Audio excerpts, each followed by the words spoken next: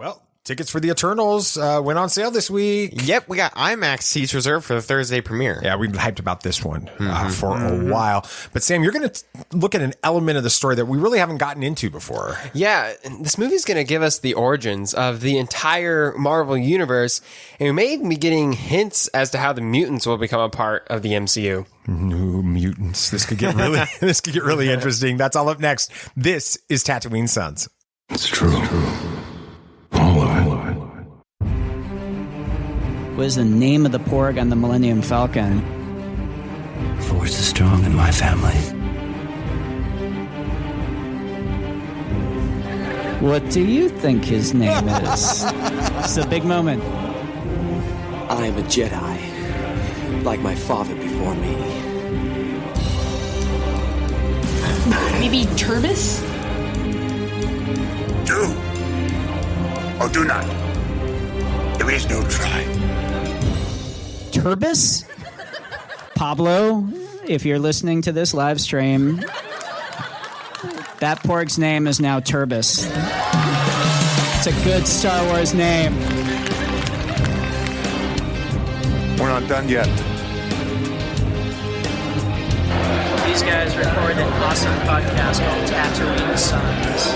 Everybody listen to that. We did. Yeah, you're right. In Carnage.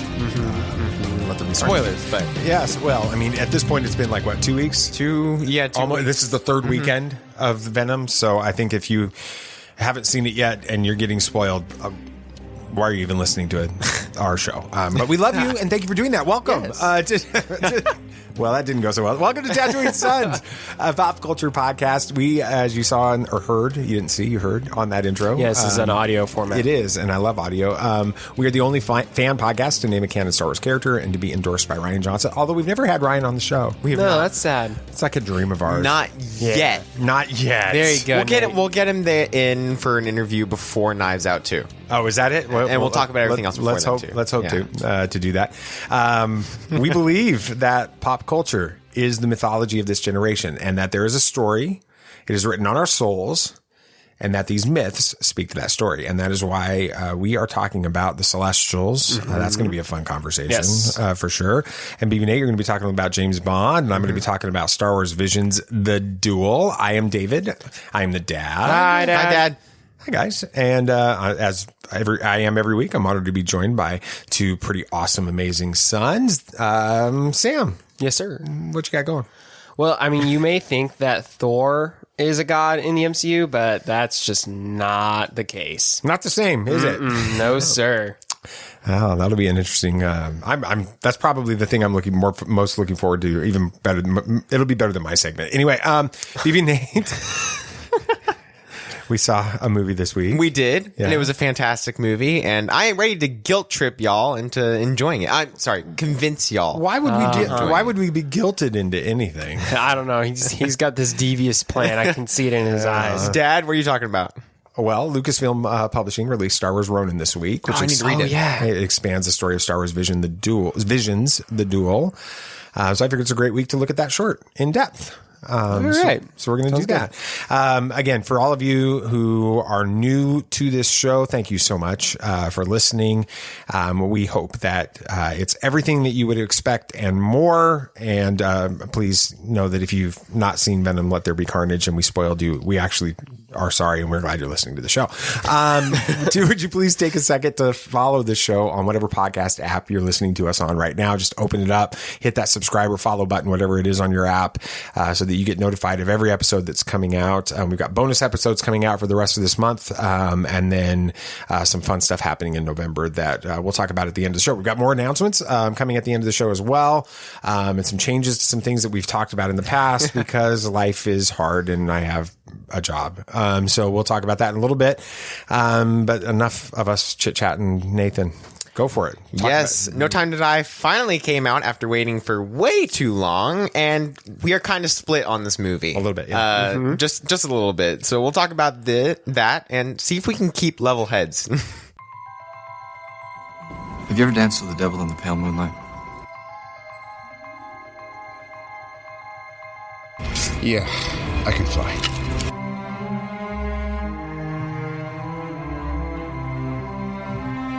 I'm here to fight for truth and justice in the American way. The people in this room, which one is A, wearing a spangly outfit, and B, not of use? There's only one God, man. And I'm pretty sure he doesn't dress like that. That man has no limits. The Daniel Craig versions, other than, we'll talk about No Time to Die, obviously, but of the other four, which ones are your, which one was your favorite? I really don't remember them very well at all. I've only seen 3 through 4 once, and it was really quick. So I would have to just say Casino Royale, just because I'm the most familiar with it. Yeah, okay. BB Nate, which one's your favorite? It's a very close tie between Casino Royale and Skyfall. Both were really good, and so interesting. I picked Casino Royale because I remember watching. I had watched a lot of the other Bond movies. I mean, all the different actors previously and everything. And I remember watching Casino Royale and saying, "This is a very different James Bond." Oh, really? A very different so story. Just playing into my point. Okay, well, no, I'm just saying that the Daniel Craig version felt different than the other ones. And so I definitely like that one. So anyway, yeah, BB Nate, go for it. Yeah, so I'm going to have you guys, rate the movie from 1 to 10 blood nanobots. So, Sammy, go ahead. That's a spoiler, by the way. So. I mean, honestly, I would give it a 7 just because I liked the entire movie. I just wasn't a huge fan of the end. But otherwise, it was a good Bond movie. It had all the elements you'd want from a Bond movie. Yeah, I mean, You're sounding a lot like IGN right now. Really? They always go with 7s. That's fine. Dad, what about you? 6. Ooh. Okay. That's pretty low. 6. I loved the first 90% of this movie, but the ending just threw me off. And then there's a couple holes from my perspective in the actual story that bothered me afterwards. I've never watched a James Bond movie and come out with the feeling that I had coming out of this one. You were viscerally against the ending. Well, we'll talk about it. And then walking out saying, "Well, why did this happen? Why did that happen? Why did that happen?" And that's what's going on in me. So that's where I'm at. All right. Well, I'm going to give my review. I'm just going to give it a solid 9. Absolutely loved the movie. Thought it was fantastic. Probably my favorite Bond so far. But why didn't you guys like it? Why didn't you like the end? Of course, we're going to cross over into spoiler territory at this point. But, I mean... Well, I kind of already said it. Yeah. With it. I mean, the ending is... Okay, so there's some plot holes. We'll talk about those maybe throughout. I could have overlooked those. But... So if we don't talk about it, that's fine. But... There's the moment when James puts, what's the lady's name? Which one? His girlfriend. Madeline Swan? Madeline Swan. Madeline Swan and the little girl, which she had a strange name. Yeah, some other French name I can't pronounce. With it, it's like it's not or Matilda. something like that. No, anyway, the daughter, Madeleine or something like that. It was something weird. Okay, anyway, when he put them in the raft and sent them away and had to go back in, I look over at BB Nate in the movie theater and I just go, oh. They are going to kill him. He is going to die. I told y'all that he was going to die. And at that point, I couldn't enjoy the rest of the movie because James Bond died. So James Bond always gets away. That's the way that James Bond movies end. And that bothered me. Yeah, I mean, I have to agree. They could have found a way to go around that. They didn't have to go there with his character. I'm just not a fan of the decision to kill him off. Otherwise, yes, it was a great movie. But he couldn't live happy. I'm not saying he would have to live in constant quarantine. Okay. I was saying they didn't have to go there at all. Meaning they didn't have to poison him with whatever then that vial were. would have been absolutely pointless in the movie. So, I mean, I guess they could have just So was the mosquito line. Oh, I think that was just a line that they said. That hasn't been brought up anywhere else as a problem. Because people don't pay as much attention to these movies as we do. So. Yeah, totally. That's it. All right. All right, hold on. You love this movie. I do. All right. Absolutely. Why? I think that it was like you said, it was a Bond movie for 90% of it. And it became even more loyal and true to what the creator intended for Bond in that final 10%. Oh, okay. So that's also so that's the argument you're getting ready to make? That's the argument All I'm right, go getting for ready it. to make. So I found an amazing article saying exactly what I've been thinking since the credits rolled from Digital Spy. These are a few of the quotes from the article, and they said, after the pain of losing Vesper, of course this version of Bond would choose to sacrifice himself rather than risk losing another loved one. It was the only emotionally satisfying end to his entire arc across the 5 movies, although that doesn't make it easier to take. This is very true. I mean, he lost the girl in the first movie. You said yourself it felt different. It did. And that showed it was different from Bond. He did not get away with the girl in the end of that movie. This is true. He was not happy. He was on a revenge driven path. So that is totally different from any other Bond. Yet you say it's your favorite Daniel Craig Bond. Okay. So it shows how this is what Bond is supposed to be. And this was the only right way for Daniel Craig's Bond to end, sacrificing himself and letting the girl of his dreams get away happy instead of the girl sacrificing herself for him, which is what happened in Casino Royale. Another one is yet one thing that defined Craig's era was that this was an altogether different Bond, one more grounded and realistic. His Bond hurts, not always physically, but definitely emotionally. And so the fact that his journey ended in sacrifice for someone he loved makes total sense. This is, of course, what I've been saying since the credits rolled. And okay, so since y'all didn't enjoy the ending, what would you have done different? I don't disagree with any of those statements, first off. If Bond were going to sacrifice himself, if a version of Bond was going to sacrifice himself, it would be this one. Doesn't mean I like that at all. They said that doesn't make it easier to take. Right. So I understand that. But I'm still just not a fan of that decision. But, oh goodness, I gotta sneeze. It's right Bless there. Ooh, no, it's a fake one. I said bless you. So yeah, stop. yeah, you took it away from me. Yeah. What would I have done differently though? I would have had him get away. I wouldn't have had him be poisoned, and I would have let him leave MI or whatever. I know there's MI5 and MI6, whichever one he's in. It's 6. 6. Okay. And I would have him leave that, go with Swan, and just live off the grid. He's done with his spy days. That's good. So basically, you would have had it returned. I mean, I'm making your argument. You would have had it returned to the way that Spectre finished. Yeah, where he goes off with the girl and lives happily ever after. Yes, sure. I don't remember that movie, so yes, that's exactly what happens. Okay. And yet he came for another Bond because he retired for 5 years. They will always need Bond unless he's dead. He will never have a happy life. He'll fake his death and then live with Swan. Yeah, I don't know that there was a way that the story was going where you could have had a different ending, which is why, 20 minutes or whatever before the end of the movie, I predicted exactly what was getting ready to happen. And I think that the story went that way. So I don't know if there was a different way to do that. I just not sure how I feel about that. Do you think, Dad, the reason you didn't enjoy this ending was the nostalgia and the feeling of Bond finally dying after 25 movies? There's no nostalgia in that. No, the nostalgia of how Bond always got away and always got the girl, but now he's finally dead after 25 movies. Yeah, I do. I think that is exactly one of the reason that I didn't like the emotional connection. You root for Bond to get away. He goes through insurmountable odds. He puts himself in situations where you expect him to be, where any normal spy would not survive.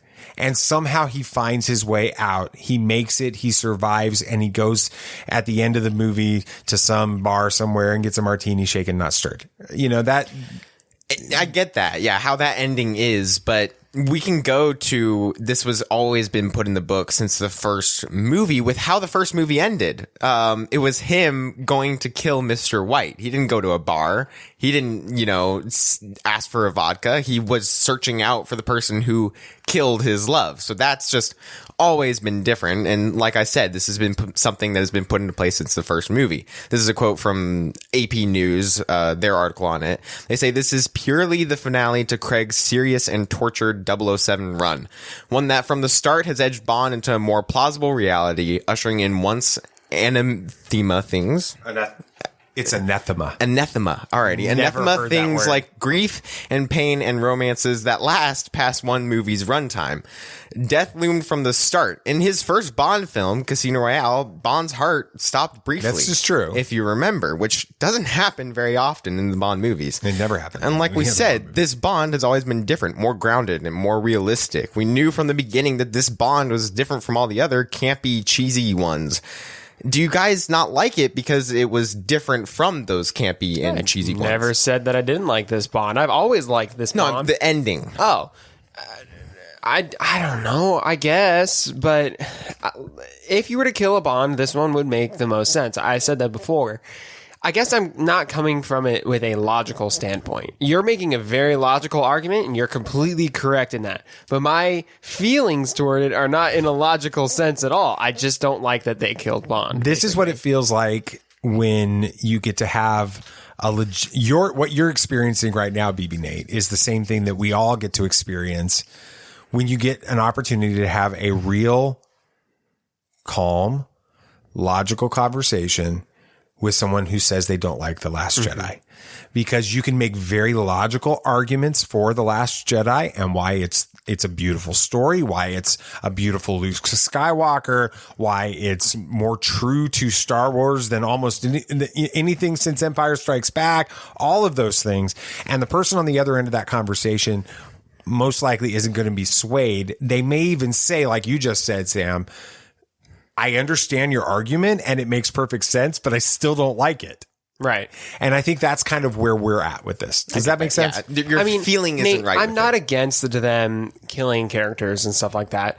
I mean, was I upset when they killed Iron Man in Endgame? Absolutely. But what I think they did differently with that is they made it make more sense. And his sacrifice in Endgame has more weight and value and impact than this one.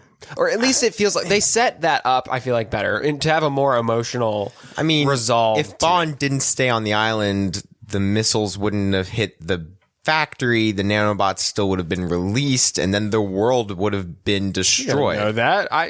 That was made obvious like that's 5 times that's in the movie. Story, and that's the plot line of this.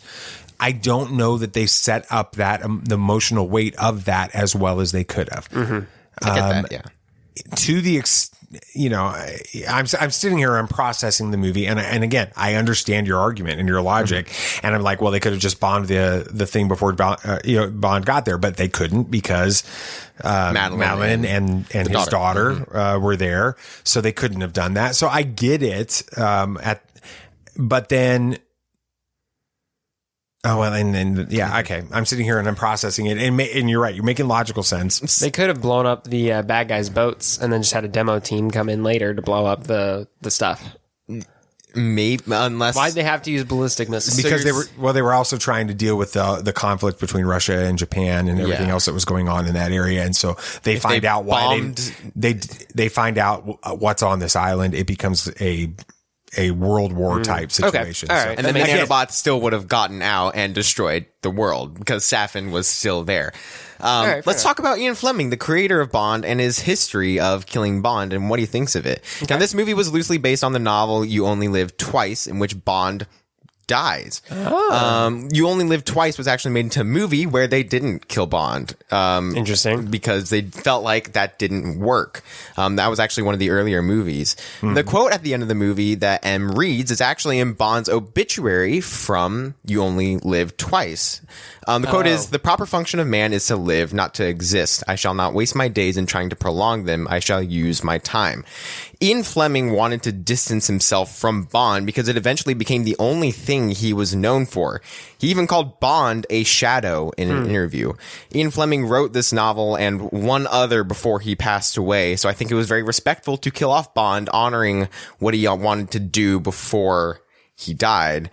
And it is what the creator wanted. And what do you guys think? Do you also think that Daniel Craig is trying to get out of the shadow of Bond? That's a really good point. Yeah. Because I don't think of Daniel Craig as the detective in Knives Out. I don't think of him as he's played a fantastic character and role, did a fantastic job of doing it in a movie called Defiance from 15 plus years ago about Jews that rose up against the Nazi regime and actually like militarized themselves and started to fight that. And Daniel Craig plays the leader of them. If you haven't seen Defiance, guys, you guys got to see that. It's a fantastic movie with it. But I don't ever think about Daniel Craig for any of those things. I always think of Daniel Craig as being James Bond. And it's the same problem that John Boyega was worried about with Finn and Daisy Ridley has been worried about with Rey, and that Oscar Isaac and Harrison Ford have learned how to transcend those characters and become something more with it. Although when I see Dune next weekend, I'm still going to think that it's Poe Dameron as an old guy. I'm thinking of Joseph. Joseph from the Nativity Story. Yeah, I do have a hard time not seeing him in that role. So I think I understand exactly where you're coming from on that. Yeah, I mean, you've definitely got a point. That is a problem that a lot of these franchise actors have to worry about. Like, you mentioned John and Daisy and stuff. So that is a good way for him to get out of that shadow. You're absolutely correct. And that does seem very honoring and respectful of what Ian Fleming would have wanted. So in a sense, it is more Bond than any of the other Bonds have ever done. Yeah, you make a point. Think about it from that way. And even Daniel Craig after Spectre said he would rather slit his wrists than work on another Bond. Whoa. So after Spectre? Yes. Wow. He was really not wanting to work on another one. So I think that if they said, we will end your story in this one. Here's the thing though, that quote at the end of the movie that you just read, you said it's also in the novel? It was also in the obituary for Bond. In the novel. Yes. Okay. That quote is fantastic. It really is. When that quote happened in the movie, I'm like, I want to write that down, get it framed, because I feel like we have spent the last 20 months of our lives just trying so hard not to die because of COVID. I'm not trying to say that COVID's not serious. I'm not saying that you don't treat it seriously. What I'm saying is we spent so much time trying not to get a sickness and trying not to die from an illness that we've stopped living in many cases. And this quote reminds me of that. The proper function of a man is to live, not to exist. I shall not waste my days in trying to prolong them. I shall use my time with it. And so I love that. This was a really freaking awesome movie. Well, we might just have to agree to disagree. This movie is probably my favorite Bond movie ever. Maybe my favorite spy movie ever. Oh, wow. Dad, do we have any bad news this week? Oh, yeah. There's a new Star Wars trilogy in development. I don't know if you guys heard that. Shuri may not be in the MCU for much longer. And an actor from The Man of Steel might be in The Flash. And if these headlines stir up your curiosity, I have some bad news coming for you next. Hello, what have we here?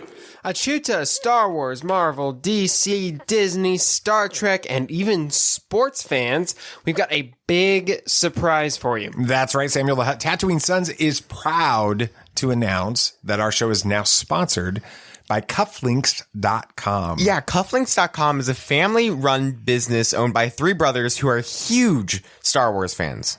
But they have so many other brands too, including Disney, Marvel, DC, NFL, college football, Roll Tide, along with classics like Jan Leslie, A Dachshund Bull.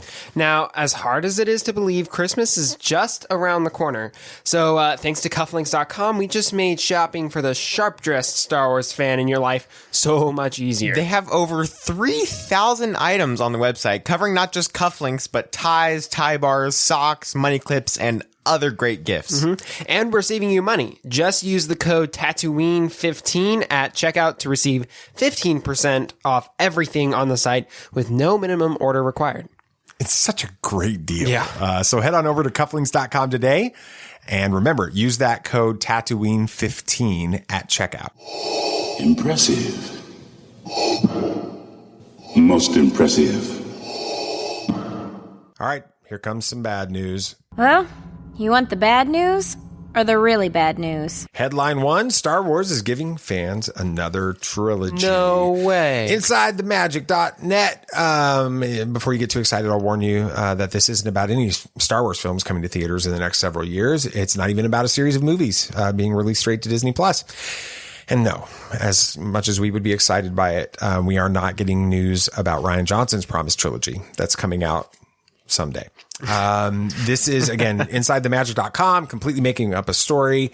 It's completely built off of a recent announcement that Star Wars and Marvel Comics are creating a crossover event across 3 Star Wars comic series, War of the Bounty Hunters, Crimson Reign, and the Hidden Empire. That's it. So comic book fans will end up loving this, but the headline is terrible. And based on that, I'm going to say it deserves a clickbait level 10. Yeah, that's pretty messed up. Headline 2. Ooh. Letitia Wright could reportedly lose Black Panther role over Vax views. You got this covered.com. Is linking to a giant freaking robot.com article. So we just got the whole ensemble right here. Yep. That is, once again, calling on their trusted and proven sources in a claim that Letitia Wright is on the verge of being let go from her role as Shuri in the MCU because she has questioned the safety of vaccines. The article is alluding to reports that Wright has expressed concerns about the vaccine on the set of Black Panther 2. Several months ago, Wright shared an anti-vax video on YouTube that was taken down for quote-unquote violating YouTube standards. She later tweeted about it saying, "If you don't conform to popular opinions but ask questions and think for yourself, you get canceled." In the political and social climate we live in today, questioning the mainstream narrative on anything can get you fired. Cough, Gina Carano, cough. But I'll wait until there are more. Yeah. Okay. There are more substantial sources than giant freaking robot, and we got this covered. 7. Clickbait 7. Level All right, okay. Man of Steel actor fuels speculation of involvement in The Flash. Alrighty. With that sounds like a great headline. It is. Yeah. It's a well-written headline. With DC fandom, the sequel just a few days away. Actually, 1 day away. It is. Less than 24 hours. Yeah. The socials are looking for anything that might suggest that a Restore the Snyderverse announcement might be coming. The headline of this article isn't helping. Of course, anyone reading Man of Steel actor is going to immediately think of Henry Cavill. And lots of fans would be thrilled if he appeared in the next year's The Flash. But this article isn't about that at all. In fact, it's about Andy Muschietti, the director of The Flash, liking an Instagram photo where, holy crap, that is a really tough name. I'm going to say Anche Trau. Anche Trau. Yeah. Alrighty. Who played? Okay, Feora in Man of Steel. Okay, there you go. Talks about filming in London and cutting her hair. While it's exciting and very possible that Trau will be appearing in The Flash, DCEU fans could be easily misled by this headline. So I'm going to give it an 8. Yeah, that's pretty messed up. Okay. All right. Sam? The Eternals producer recently revealed 4 big questions about the Celestials that will be answered in the upcoming film. What is their role in creation? How are they different from each other? What is their objective? And what is their connection to the Eternals? We're going to go through the comic history of the Celestials to get a better idea of what we're getting into. Be on your guard. There are older and fouler things than orcs in the deep places of the world. All right, then, keep your secrets.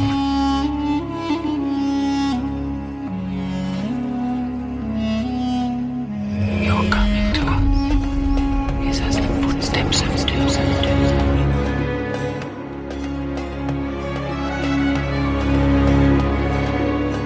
There are many magic rings in this world, Bilbo Baggins, and none of them should be used lightly. I still figure out, is Thanos... He's in the comics. He's half celestial. No. He's the offspring of a celestial and a deviant in the comics. An eternal and a deviant. An eternal. That's what I meant. An eternal and a deviant. Mm-hmm. So what is? I'm confused because the Eternals are supposed to take on deviants in the trailer. Yeah. So is Thanos a deviant or not? I don't think in the MCU he is. I think that's what that line in the trailer was supposed to kind of help figure out. Is because a lot of the comic fans are going to think Thanos is a deviant. Why didn't the Eternals step in? I don't think he is in the MCU. Okay. But in the comics, you're right, he is. All right. So we've got a lot of information to cover. So I'm going to try and go through it as fast as I can. All right. First, let's give a quick overview of what the Celestials are. They are responsible for creating all life in the MCU. They would go from planet to planet and plant seeds of life to see how it would go, basically like an experiment. But the creation of humans was a little bit different, actually. Humans were born from a dying Celestial who happened upon Earth. And as he was dying, his blood and vomit mixed with the primordial soup of Earth, and thus came life. So humans were more or less yes. Humans were more or less an accident in the comics, and actually were directly descended from the Celestials, which is why in the comics so many humans become superheroes.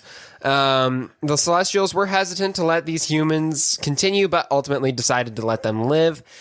They experimented with the humans, their genes, and created 2 evolutionary offshoots, which we'll go over real quick. The first being the Eternals as we know it.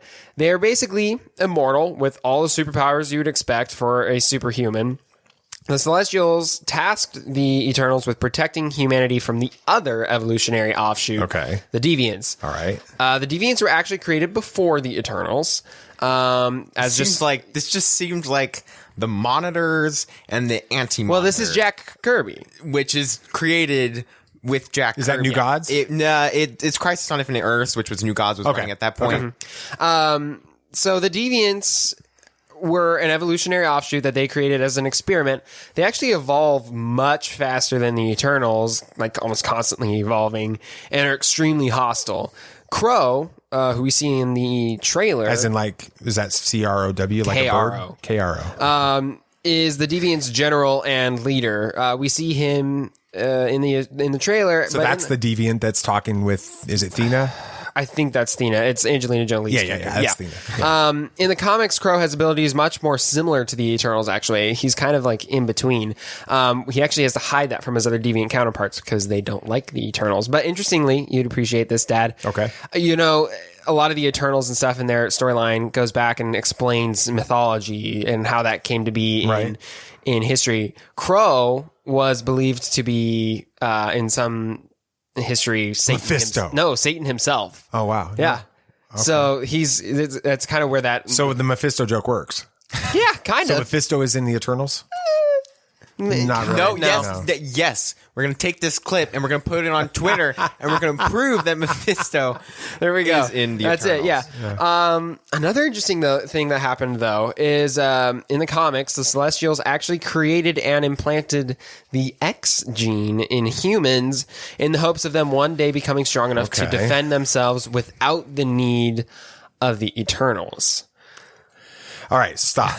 Okay. There's a lot to talk about. Yes, here. there was a lot of information. And we didn't talk about any of it. We just listened to you talk about. Yeah, why? I just summarized like vomiting 4 gods articles that created evolution. So it sounds to me like this is Jack Kirby's story. Correct. Okay, so Jack Kirby was trying to figure out a way to synthesize a creation story with evolutionary science. Mm-hmm. And has a god puke into the primordial ooze, which creates evolution and everything evolves from there. Yes. Does it kind of feel like that? Yeah, pretty much. Huh? Nathan.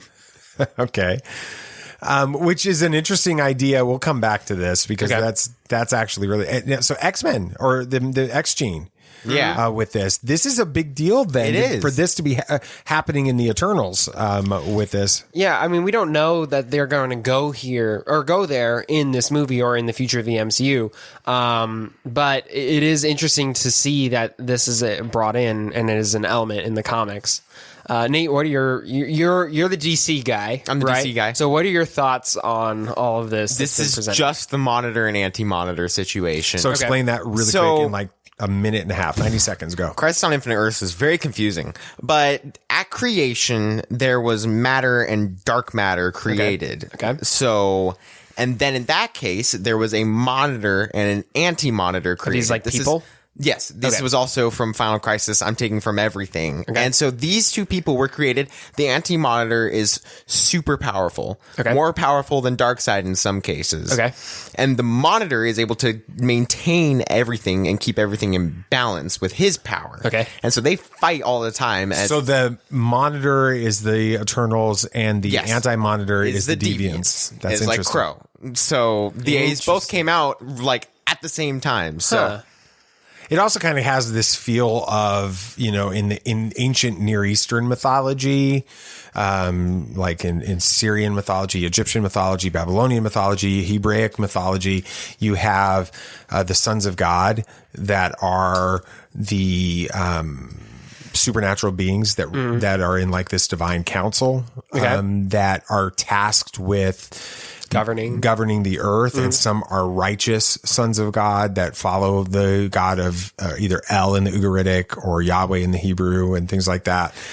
Sorry, I'm geeking out a little bit, but that's interesting. I don't know what half the words are saying, but all right. El. I know that, but and then Yahweh. I don't know what that is. Ugaritic is an ancient version of religious scriptures from Syria.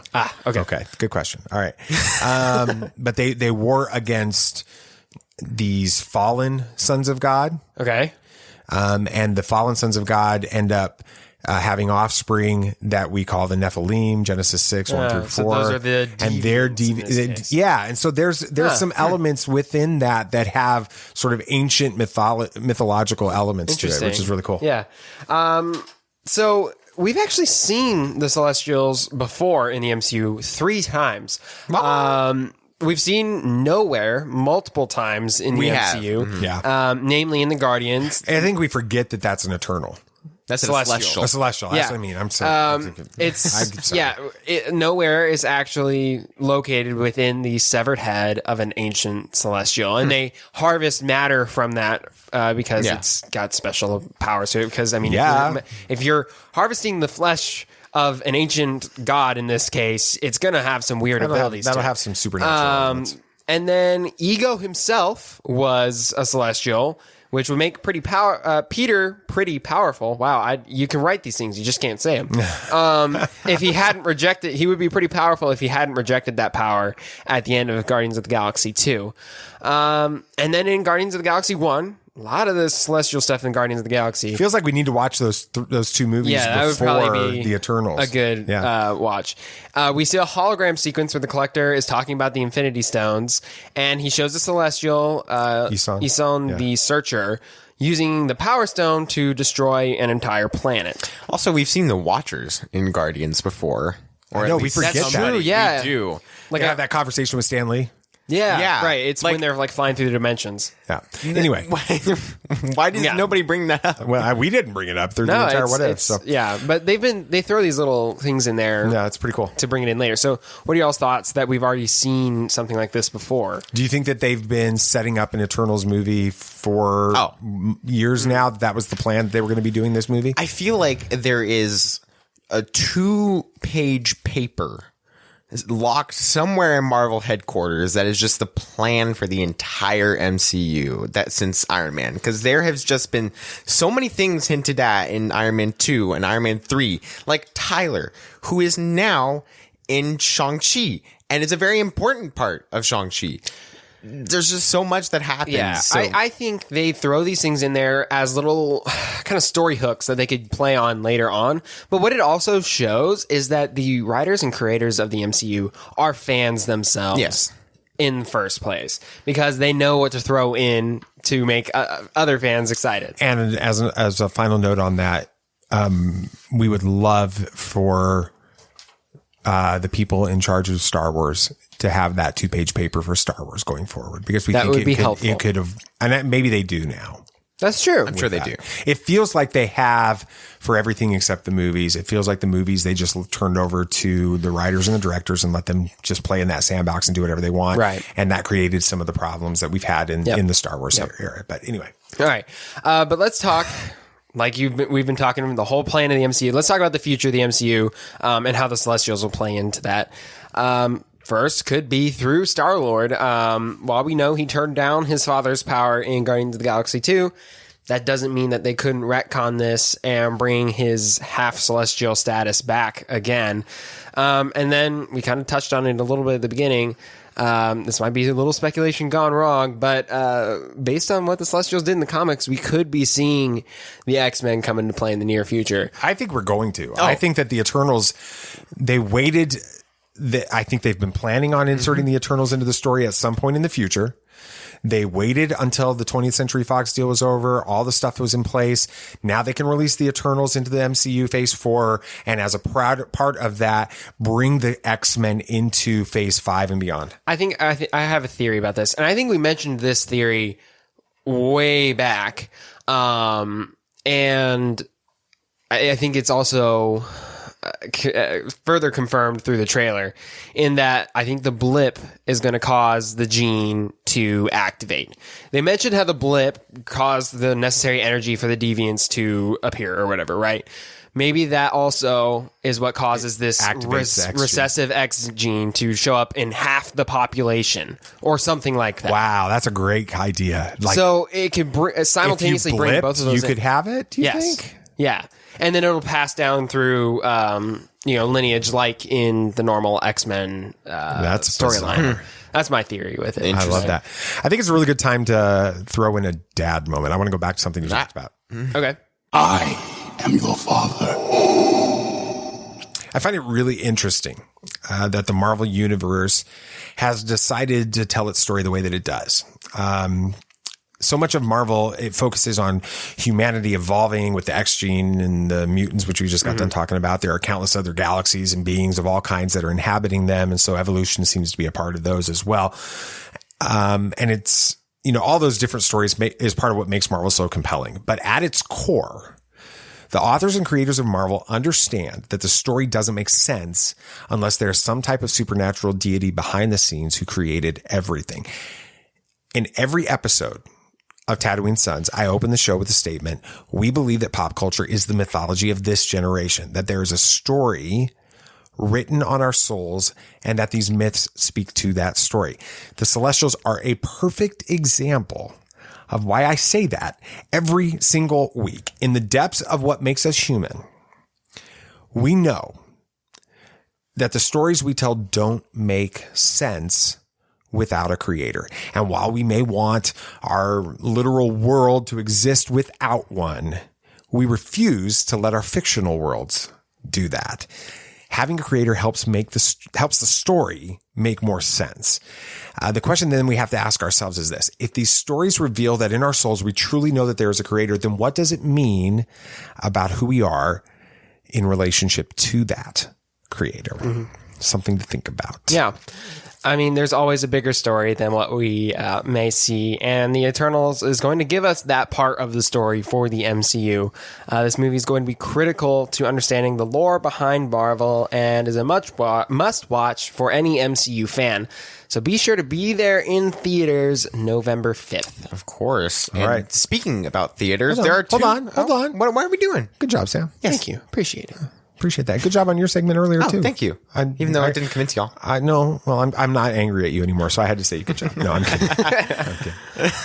Well, okay, go ahead. Speaking about theaters, there are 2 new movie releases this week, and we won't be watching either of them. We'll explain on this week's Movie Moments. Well, guys, it's been a pretty great week for reviews. Yeah. It's really cool because this week's reviews come from a couple of real friends of the show. Yeah, not people that we don't know who they are. Yeah. Or people that hide under different names and then tell us later who they are. Right. These guys are... Pete.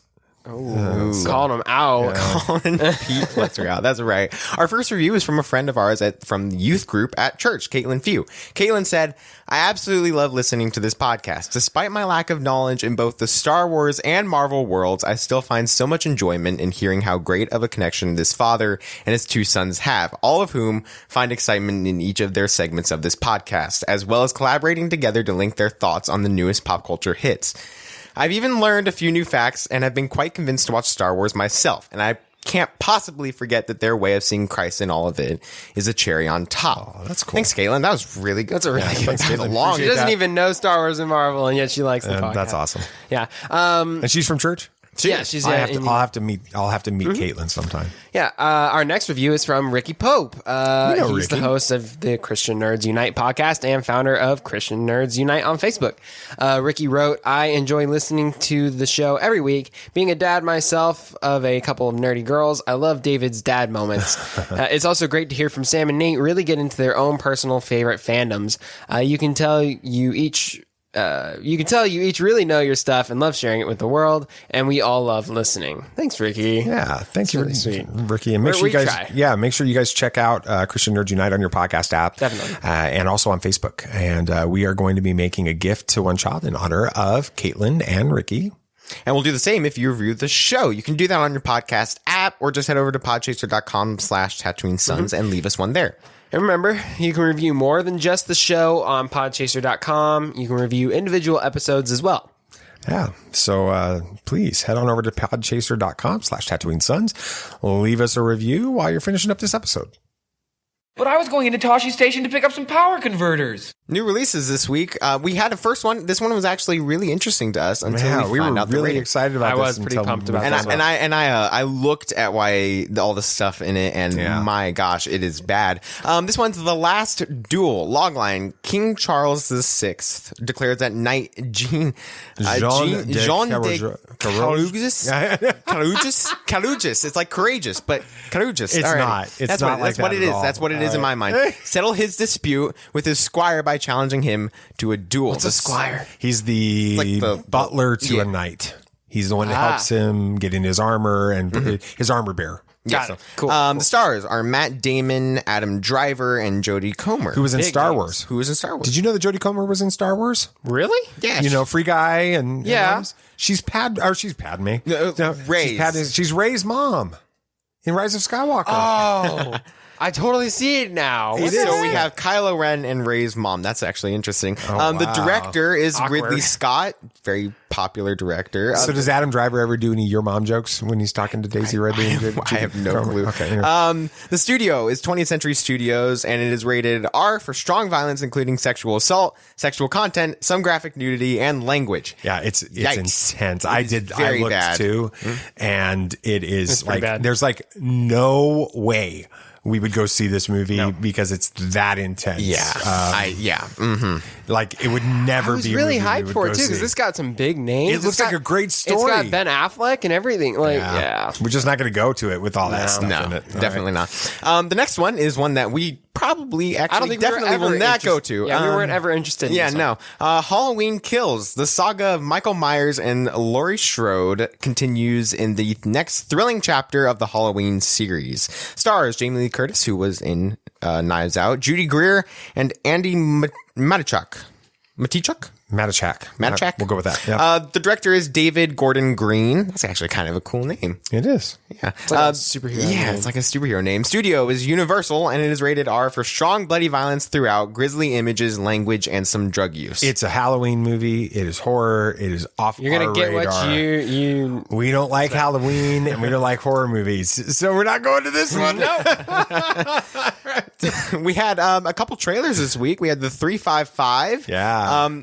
We saw that trailer. Yeah, we did. What are y'all's thoughts on this trailer? It could go either way, honestly. I'm not sure. It looks promising, but it may end up just falling flat. The new trailer that we saw at No Time to Die is a much better trailer than the original one that we saw. I don't remember the original one. And so I'm much more excited about this. The idea of what the name 355 is, being the George Washington Is that legit? spy. It is legit. Oh, interesting. Yeah. You guys do know that, Washington had his secret spies. Yes. Yeah. And that our ancestor was one of his secret spies. Yeah. Like, not like a cousin and third removed, like a great grandparent or something. Right. Was one of those spies. But anyway, yeah. So I'm interested about that. What do you think? You gonna? Maybe. It kind of looks like what Charlie's Angels should have been in some ways, the new one. But we also had another trailer, Scream 5, or just Scream. That's also a dispute that Dad and I are having. Scream 5. Dad, you're actually the only one here that has seen any of the Scream movies. I've seen all the Scream movies. You've seen all 4? What? Mm-hmm. Wait, whoa. This was a side I just learned about like 2 days ago. I never knew that Dad has seen any of the Scream movies, I thought that let was alone like all seeing 4. No, Halloween. They're different. Spoofs. They're kind of spoofish. It's a real serial killer slasher movie. Okay. But everything in the movie revolves around the rules of horror movies. So, all the crazy stuff like, you wander off alone. You can't wander off alone. If you wander off alone, you're going to get killed. They're like, everything is built around those rules and they know it.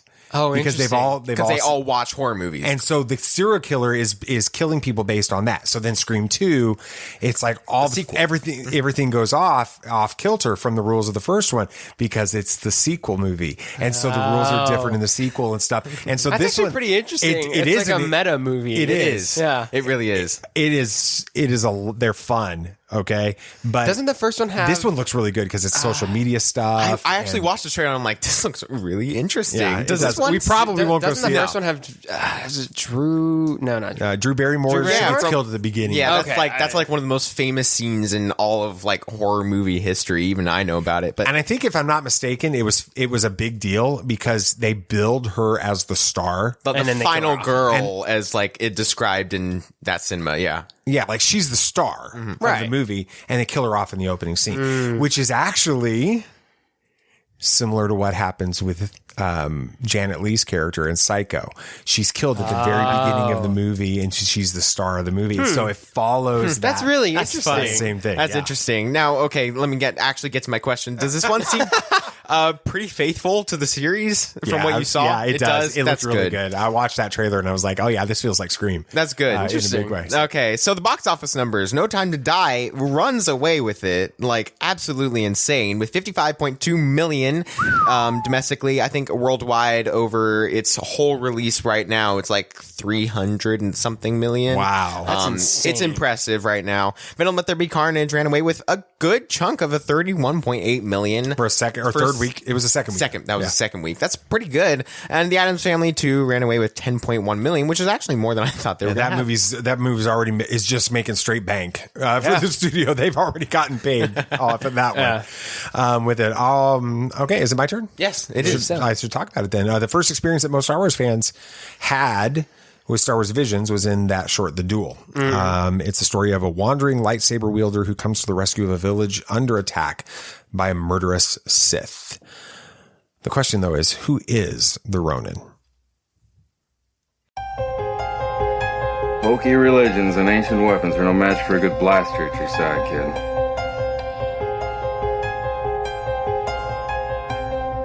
Rebellions are built on hope.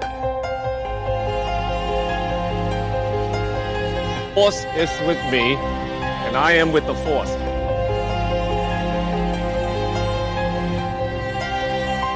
If you live long enough, you see the same eyes in different people. So we haven't picked up the Ronin book yet. Is anybody really desperately ready to do that? I know, Sam, you're super busy with school. I don't read anything right now. Maybe Nate, you were wanting to do that. Maybe, yeah. Depending on how the book is getting received. Yeah, cool. All right. We're talking about The Duel from Star Wars Visions to get everybody on the same page. Let me give you that summary. Coming from the production house Kamikaze Doga, or is it Duga? Doga. Whatever it is. Mm-hmm. We don't speak I Japanese. hate the fact that I can't say those words right. And director Takanobu Mizuno. When I hear Mizuno, I think about the baseball equipment that I used in Little League. They were all made by Mizuno. Anyway, it's amazing. It's a Japanese your memory. Name. It's the Japanese name. It's a Japanese name. Okay. It was a Japanese company. Anyway, they made The Duel, and it tells the story of the samurai-like Ronin who comes upon a sleepy village just before marauders arrive to pillage and torment its people. Rating on a scale of 1 to 10 Sith Kyber crystals. BB Nate, go. 8. I don't really find much wrong with this. I mean, it wasn't as to the level of The Ninth Jedi, but it wasn't like I could find anything that I didn't enjoy about it. Yeah, I'll give it an 8 just because I remember watching it and thinking, all right, if this is about as good as this series is, we're in for a great ride. And then obviously it got surpassed pretty soon after. But yeah, it's a fun short. Yeah, I would go with an 8 too. I thought it was fantastic. It wasn't my favorite. Ninth Jedi is my favorite. There's some others that I the more I watch them, the more I get excited. But this is one that I watched it the other day in preparation for this, and I'm like, that was really good. So there's a lot in this that is really clearly intended to pay homage to Akira Kurosawa.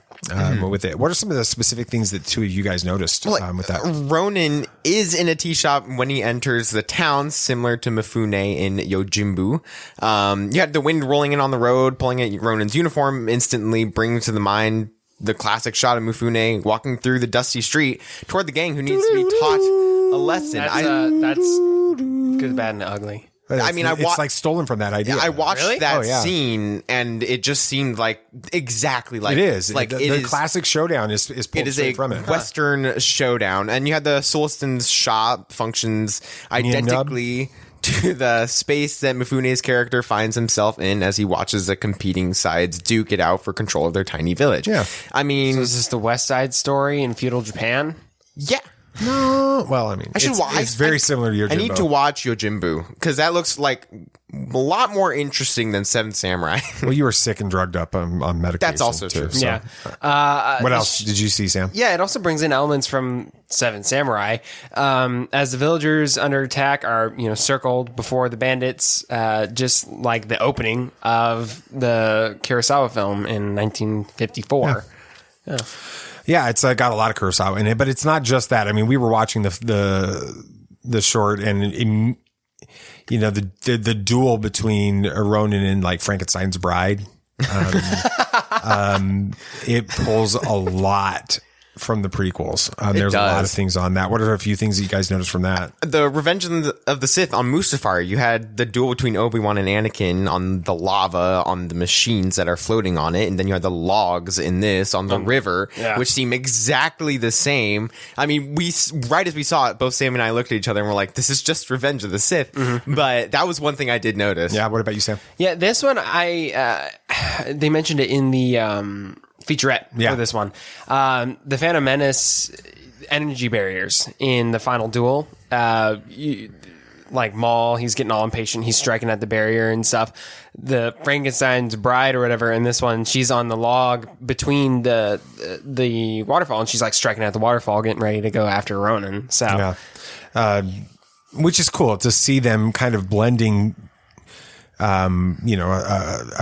Two classic Star Wars moments with very classic Japanese film. With that was a lot of fun. The opening sequence is where things took a turn. Yeah, well, it's interesting because it starts off with Ronin on the outskirts of the village, and the Marauders, they're coming in, they're entering the village in this big, like, massive personal carrier, and they're going, they're there to like excise their tax from these helpless villagers. Yeah, the British are coming.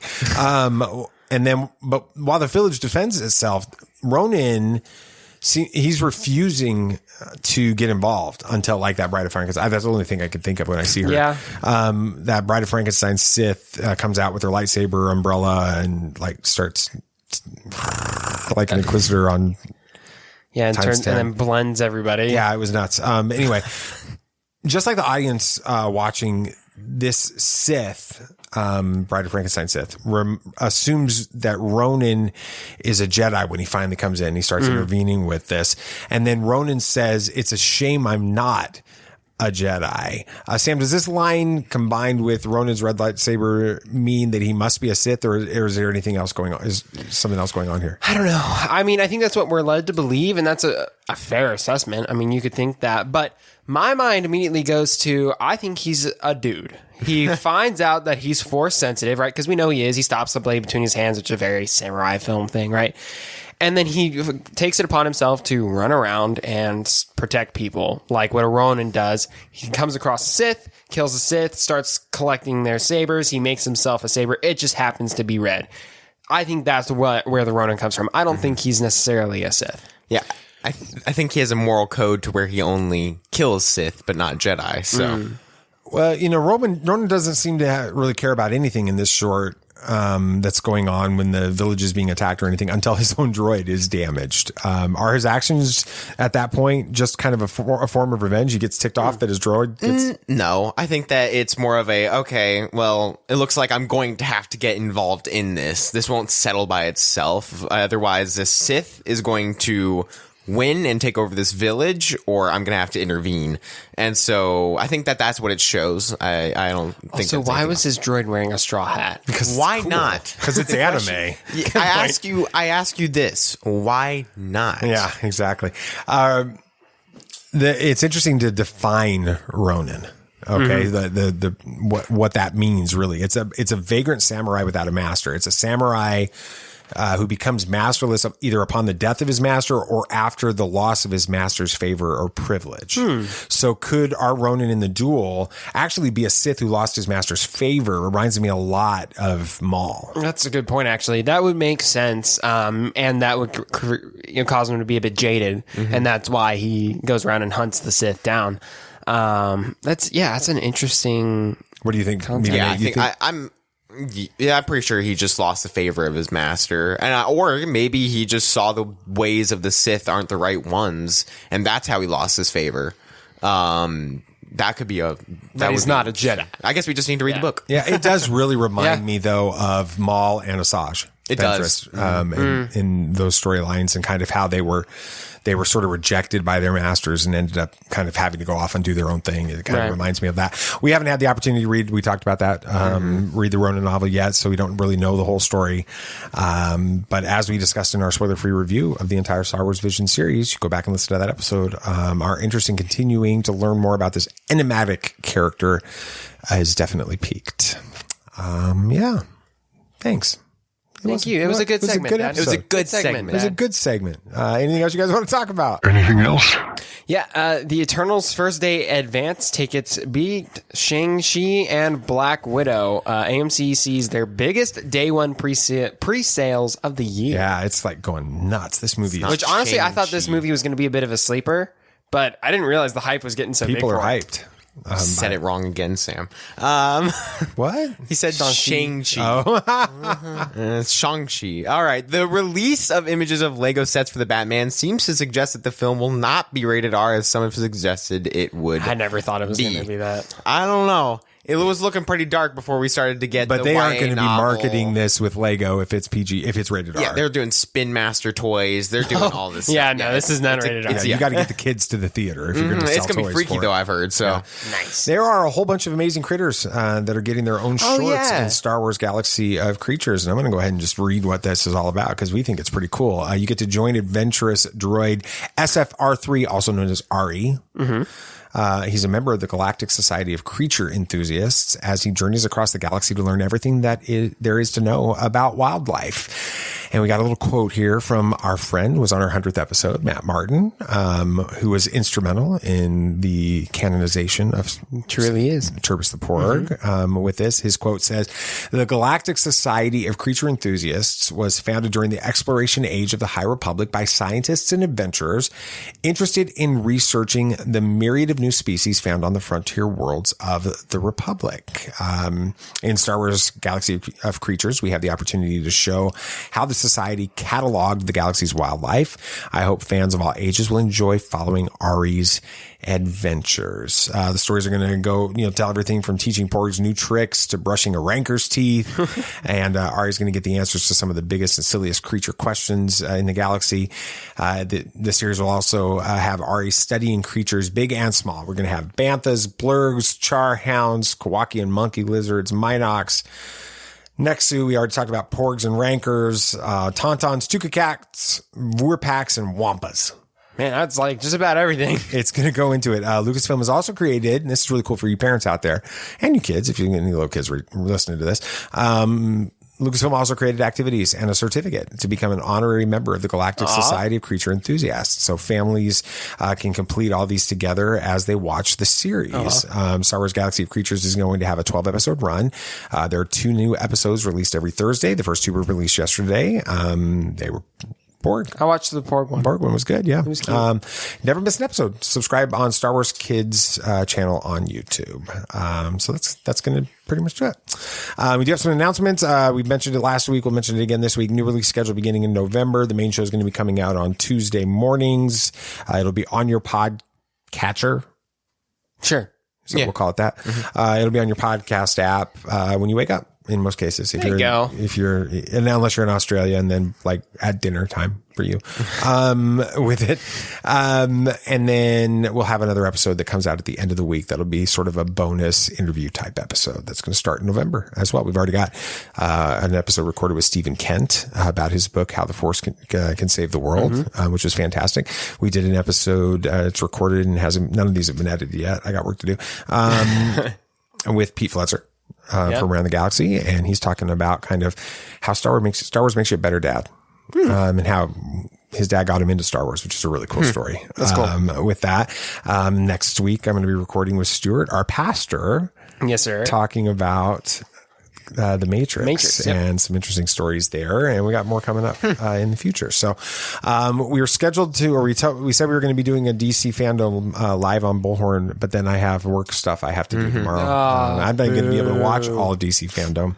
I will. So we'll talk about it next week. But make sure that you tune in to DC Fandom. I think you're going to love it. I think there's going to be some huge announcements. How long is it, Nate? A little over 3.5 hours was confirmed today. Oof. So did they have the actual schedule? No schedule. Okay.